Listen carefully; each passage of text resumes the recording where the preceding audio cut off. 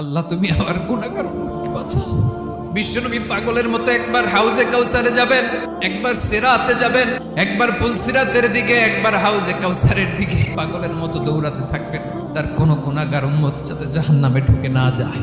কিয়ামতের ময়দানে ওই বিভীষিকাময় সময়ে মুসিবতের কালে মানুষগুলো পাগল হয়ে বিশ্বনবীকে খুঁজতে আরম্ভ করবে। সবাই মিলে বিশ্বনবীর কাছে যেয়ে বলবে, ইয়া রাহমাতাল লিল আলামিন, দেখেন আমাদের কি অবস্থা, সূর্যের আলোতে ঘেমে হয়রান, আজকে কেউ সুপারিশ করতে পারবে না। সব নবীরা অপারগতা স্বীকার করেছে, তারা বলেছে আপনি ছাড়া কেউ নাকি আল্লাহর সামনে দাঁড়াতে পারবেন না, আপনি একটু সুপারিশ করেন। বিশ্বনবী বলবেন, আসো আসো, আজকের দিনে আমি ছাড়া আল্লাহর সামনে কেউ দাঁড়াতে পারবে না। বিশ্বনবী মাকামে মাহমুদে যে আল্লাহু আকবার বলে সিজদায় লুটিয়ে পড়বেন, বিশ্বনবী এমন ভাবে অজর দ্বারায় সিজদায় লুটিয়ে পড়ে কাঁদবেন, রব্বুল আলামিনের রহমতের দরিয়ায় জোশ